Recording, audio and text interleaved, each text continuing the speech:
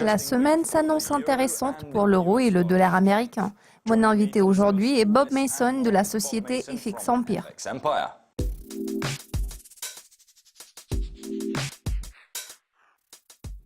Bonjour Bob, merci de nous avoir rejoints aujourd'hui. C'est toujours un plaisir de discuter avec vous. Passons directement au vif du sujet. Après un début difficile, l'euro est parvenu à se stabiliser la semaine passée. Quelles sont vos attentes par rapport à la politique de la BCE en allant de l'avant? Verrons-nous une hausse des taux dans un avenir prévisible? En juger d'après le comportement des marchés des contrats à terme, je pense que la probabilité d'un resserrement monétaire au sein de la zone euro peut être jugée extrêmement faible.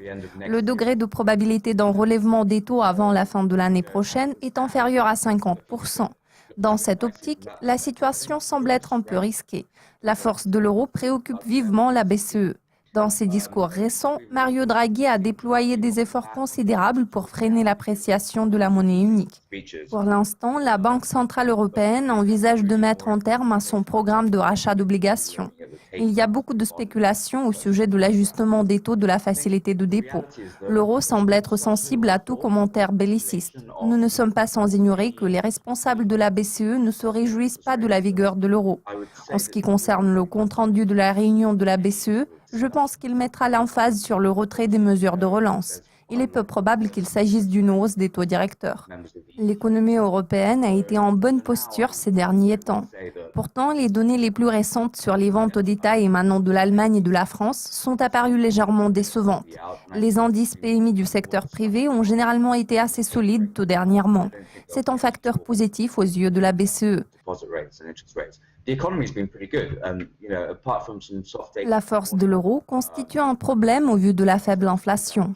Bien évidemment, le manque de pressions inflationnistes empêche la BCE d'aller de l'avant. Le fait que l'économie a regagné de la vigueur devrait freiner les mesures de relance.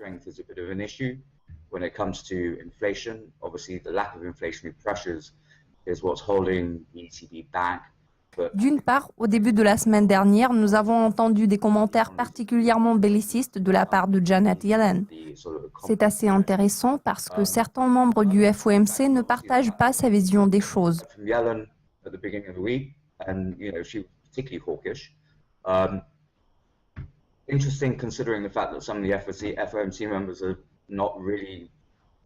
Sans aucun doute, la force du dollar a contribué à réduire les pressions exercées sur l'euro.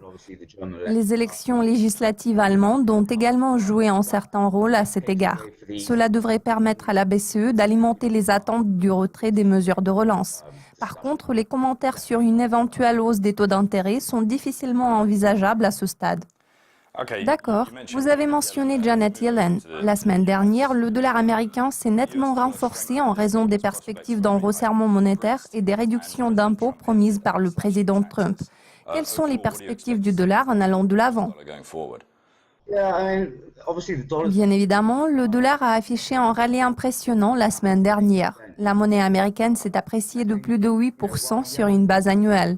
Bien que Janet Yellen ait laissé entendre que les marchés ont sous-estimé le dollar, la position des autres membres du FOMC ne semble pas particulièrement belliciste. Il est à noter que Neel Kashkari et ses adeptes s'opposent à une hausse des taux. De toute façon, Janet Yellen ne durcira pas la politique à moins que la situation ne se clarifie et que les pressions inflationnistes ne s'intensifient. Il est important d'analyser les données sur les revenus et les dépenses personnelles en provenance des États-Unis. Selon le consensus, ce chiffre sera nettement inférieur à la cible des 2% fixée par la Fed.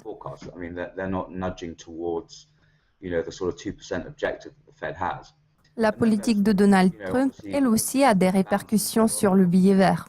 Les perspectives concernant les réformes fiscales restent incertaines. Le projet de loi relatif aux soins de santé a subi un échec. La question qui se pose dans ce contexte est de savoir si l'administration américaine sera en mesure de mettre en œuvre des réformes budgétaires. La capacité de l'administration Trump à tenir cette promesse suscite beaucoup de doutes, ce qui pourrait annuler les gains du dollar. Une fois que les participants au marché auront compris qu'il n'y aura pas de réforme fiscale, nous verrons une dissipation des attentes d'un resserrement monétaire par la Réserve fédérale américaine. Il se peut que nous voyions un léger repli du dollar. Il ne devrait pas s'affaiblir de manière significative. En tout état de cause, les marchés ont besoin de savoir si oui ou non les efforts de l'administration américaine porteront leurs fruits. Je ne pense pas que le dollar puisse poursuivre son rallye dans les semaines à venir, à moins qu'il n'y ait plus de clarté à cet égard. Ma toute dernière question pour aujourd'hui, que pouvez-vous dire sur les plus grands gagnants de la semaine passée? La semaine dernière est passée sous le signe du dollar. Beaucoup de devises majeures se sont retrouvées sous pression au cours de cette période. C'est assez intéressant parce que nous avons entendu des discours de plusieurs dirigeants des banques centrales mondiales. Nous pouvons constater qu'ils se sont abstenus de tout commentaire belliciste en raison d'un affaiblissement du dollar. Le fait que la semaine passée, le billet vert a connu un bon rallye pourrait faire en sorte que certaines banques centrales commencent à adopter une position un peu plus agressive. Some of the central banks begin to shift their sort of stance again and become a little bit more aggressive. Le gouverneur de la RBA, Philip Lowe, s'est récemment prononcé sur l'économie et les perspectives en matière de taux d'intérêt. Le dollar australien s'est quelque peu affaibli en réaction à son discours. L'euro a affiché la même tendance. Je suis d'avis que cela pourrait pousser plusieurs banques centrales à ajuster leur position en ce qui concerne la politique monétaire. À l'heure actuelle, l'évolution du dollar est façonnée par les attentes à l'égard de la politique de Trump. S'il parvient à tenir ses promesses de campagne, le billet vert poursuivra son raffermissement et la Réserve fédérale pourra procéder à un durcissement de sa politique monétaire, ce qui devrait stimuler une appréciation du dollar.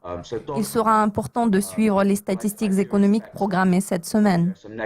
La publication de loin la plus importante est le rapport sur la masse salariale non agricole. Les choses peuvent changer assez rapidement car le contexte économique est en pleine mutation. Je n'ai pas l'impression que le rallye du billet vert puisse se révéler durable. Bob, merci de vos commentaires. C'est toujours un plaisir de discuter avec vous. Plaisir partagé, merci. Merci de votre attention. Si vous avez aimé cette vidéo, nous vous invitons à découvrir plus d'interviews exclusives sur le site de Dukascopy TV.